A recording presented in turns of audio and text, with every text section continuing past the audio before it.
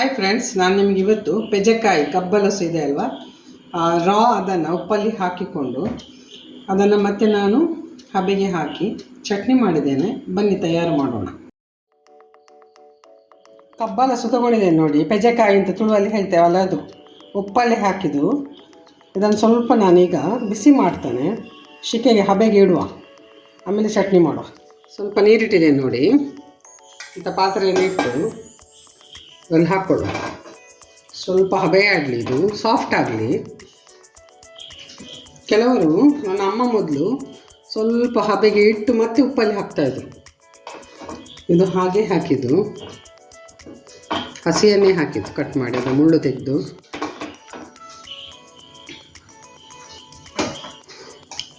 ಮಾವಿನ ಕಾಯಿ ಇದ್ದರೆ ಅದನ್ನು ಹಬೆಯಲ್ಲಿರಿಸಿ ಮತ್ತೆ ಉಪ್ಪಲ್ಲಿ ಹಾಕ್ತೇವಲ್ಲ ಚಟ್ನಿಗೆಲ್ಲ. ಮಳೆಗಾಲದ ಇದೆಲ್ಲ ರೆಸಿಪೀಸ್ ಗೊತ್ತಾಯ್ತಾ? ಮಳೆಗಾಲದಲ್ಲಿ ಇಂಥ ಇದರದೆಲ್ಲ ಚಟ್ನಿ ಗಂಜಿಗೆ ನೆಚ್ಕೊಂಡು ತಿನ್ನಲಿಕ್ಕೆ ತುಂಬ ಸೂಪರಾಗಿದೆ. ಇದೀಗ ಹಬೆ ಬರ್ತದೆ. ಅದಕ್ಕೋಸ್ಕರಲ್ಲಿ ನಾವೀಗ ಅರ್ಧ ತೆಂಗಿನಕಾಯಿ ತೊಗೊಂಡಿದ್ದೇನೆ, ಇದನ್ನು ತುರ್ಕೊಳ್ಳುವ. ಅಷ್ಟರಲ್ಲಿ ಅದು ಸಾಫ್ಟ್ ಆಗ್ತದೆ ಬೇಯಲಿಕ್ಕೆ ಇಟ್ಟಲ್ಲಿ. ರೆಡಿ ಮಾಡಿಕೊಳ್ಳುವ. ಅಷ್ಟರಲ್ಲಿ ಬೆಂದ ಮೇಲೆ ಅದನ್ನು ಕೂಡ ಹಾಕ್ಕೊಳ್ಳುವ. ನೋಡಿ, ತೆಂಗಿನ ತುರಿ ತೊಗೊಂಡಿದ್ದೇನೆ, 4 ಬೆಳ್ಳುಳ್ಳಿ, 1 ಇಂಚಿನಷ್ಟು ಶುಂಠಿ ತೊಗೊಂಡಿದ್ದೇನೆ. ಇಲ್ಲಿ ಹುಳಿ ಹಾಕ್ತಾ ಇಲ್ಲ ನಾನು, ಮಾವಿನಕಾಯಿಯನ್ನು ಹಾಕ್ತೇನೆ. ಹುಳಿ ಮಾವಿನಕಾಯಿಯನ್ನು ಹಾಕ್ತಾಯಿದ್ದೇನೆ. ಮತ್ತು 6 ಮೆಣಸು, 1-2 ಹಾಕ್ತೇನೆ, ಸ್ವಲ್ಪ ಖಾರ ಆದರೆ ಖುಷಿ ಆಗ್ತದೆ. ಇದನ್ನು ಸ್ವಲ್ಪ ಉಪ್ಪಿನೊಂದಿಗೆ, ರುಚಿಗೆ ತಕ್ಕಷ್ಟು ಉಪ್ಪಿನೊಂದಿಗೆ ಇದನ್ನು ಗ್ರೈಂಡ್ ಮಾಡುವ. ಆಮೇಲೆ ತೋರಿಸ್ತೇನೆ ನಾನು. ರೈಸನ್ನು ಗ್ರೈಂಡ್ ಮಾಡಿದೆ. ಇನ್ನು ತೆಂಗಿನ ತುರಿ ತೊಗೊಂಡಿದ್ದೇನೆ, ಇದಕ್ಕೆ ಬೆಲ್ಲ, ಏಲಕ್ಕಿ ಎಲ್ಲ ಹಾಕಿ ರುಬ್ಕೊಂಡು ಇದಕ್ಕೆ ಹಾಕುವ. ಬೇಯಿತು ನೋಡಿ. ಇದನ್ನಿನ್ನು ಒಂದು 3 ಪೀಸಿನಷ್ಟು ಚಟ್ನಿಗೆ ಹಾಕ್ಕೊಳ್ಳು. ನೋಡಿ, ಕಟ್ಟಾಗೋದು 3 ಪೀಸಿನಷ್ಟು ಚಟ್ನಿಗೆ ಹಾಕ್ಕೊಳ್ಳು. ಬಿಸಿ ಇದೆ ಸ್ವಲ್ಪ ನೋಡಿ.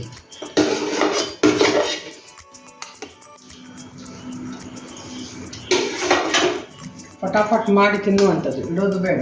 ಟ್ರೇ ಹಳಸಿ ಹೋಗ್ತದೆ, ಬಿಸಿ ಇದೆ ಅಲ್ವಾ. ಚೆನ್ನಾಗಾಗುವಷ್ಟು ಕೂಲಾಗಲಿಕ್ಕೆ ಇಡ್ಬೋದು ಬೇಕಿದ್ರೆ. ನನಗೆ ಸ್ವಲ್ಪ ಸಮಯದ ಅಭಾವ ಇದೆ. ಇದನ್ನು ಗ್ರೈಂಡ್ ಮಾಡಿಕೊಳ್ಳು. ಚಟ್ನಿ ರೆಡಿ ಆಯಿತು, ಸರ್ವ್ ಮಾಡುವ. ರೆಡಿ ಆಯಿತು ನೋಡಿ, ಕಬ್ಬಲಸು ಪೆಜೆಕಾಯಿ, ತುಳುವಲ್ಲಿ ಪೆಜೆಕಾಯಿ ಚಟ್ನಿ ಯಾವ ರೀತಿ ಮಾಡೋದು ಅಂತೇಳಿ ತೋರಿಸಿಕೊಟ್ಟೆ ಅಲ್ಲ, ಇಲ್ಲಿ ನೋಡಲಿಕ್ಕೆ ಸಿಗ್ತದೆ ನಿಮಗೆ ನೋಡಿ. ನೀವು ರೆಡಿ ಮಾಡಿ, ಸಿಕ್ಕಿದರೆ ಮಾರ್ಕೆಟಲ್ಲೂ ಸಿಗ್ತದೆ, ಅಥವಾ ಮರ ಇದ್ದರೆ ತುಂಬ ಒಳ್ಳೆಯದು. ಈಗಂತೂ ಅದರ ಸೀಸನ್ ಕೂಡ, ಹಲಸಿನ ಹಾಗೆ.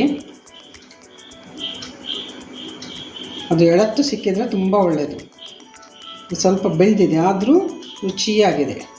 ಸ್ವಲ್ಪ ಬೇಯಿಸ್ಕೊಂಡು, ಹಬೆಯಲ್ಲಿ ಬೇಯಿಸ್ಕೊಂಡು ಚಟ್ನಿ ಮಾಡುವಂಥದ್ದು. ಯೂಶ್ವಲಿ ನಾವೇನು ಮಾಡ್ತೇವಲ್ಲ, ಇಲ್ಲಿ ಹುಳಿಯ ಬದಲು ನಾನು ಮಾವಿನಕಾಯಿ ಹಾಕಿದ್ದೇನೆ. ತುಂಬ ಟೇಸ್ಟಿಯಾಗಿದೆ. ಗಂಜಿಗೆ ನೆಚ್ಕೊಂಡು ತಿನ್ನಲಿಕ್ಕೆ ಸೂಪರ್. ಅಂತೂ ಬೆಳಿಗ್ಗೆ ಅಂತೂ ಸೂಪರ್.